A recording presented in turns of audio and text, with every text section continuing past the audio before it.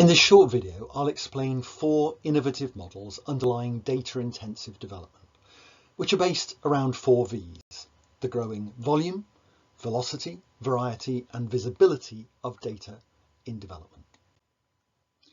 Big data for development reflects the opportunities arising from growing volume of development data.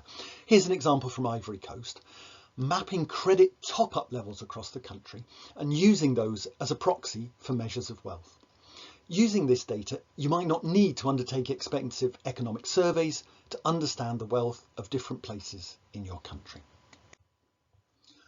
Real-time data for development reflects the opportunities arising from growing velocity of development data with almost instant availability. This chart shows analysis of tweets about food prices in Indonesia, which can be seen to mirror quite closely actual food price inflation. So social media could help you know more quickly and cheaply about price inflation compared to conventional surveys. Diverse data for development reflects the opportunities arising from growing variety of development data. Here's an example combining 2 different data types, big data and geolocatable data. It relates to the earthquake in Haiti in 2010. By tracking mobile phone records of those who were in the capital, Port-au-Prince, before the earthquake, and then were somewhere else 19 days later, it shows not just how many people were displaced from the capital, but also where they are now mainly located, which would help with relief efforts.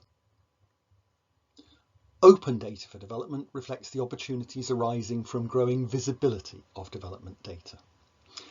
What's shown is an instance from Indonesian elections.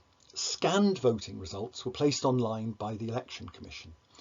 Checking of the tabulations was crowdsourced and a number of errors were identified and reported via Facebook to the Election Commission, which then responded. These have all been positive examples of data-intensive development and the benefits to be obtained from new digital data. But there's another side to the story, which is that data-intensive development has not been easy to achieve in practice, with many challenges arising. We can use the information value chain to understand those challenges. For instance, looking at the chain's starting point, data, then data quantity and data quality are still lacking in the Global South.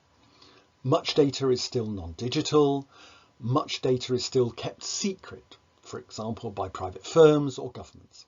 Much data is of poor quality or needs reformatting to make it usable. Then, looking at the data to information arrow, new techniques are required to clean, to check and to analyse the massive new streams of data that are emerging in order to turn them into information, and skills for those techniques may be lacking. We could work through the value chain box by box, identifying obstructions at each step. But a key problem is shown by this diagram. It plots the focus for 27 data for development initiatives onto the information value chain. It shows that the main focus of initiatives is just on capturing data, very little on turning it into information, but hardly at all in using the data to inform decisions and actions and to deliver development results. At present, too many data for development projects are data-centric and just proof of concept. There needs to be a major shift. Instead of starting with the data and trying to see what to do with it, projects should start at the other end with key development results and decisions and actions, and then work out if there are data innovations that can better deliver those results and decisions and actions. Only in this way can data-intensive development fulfill its transformative potential. If you'd like to know more, then take a look at the ICT4D textbook. And thank you for watching.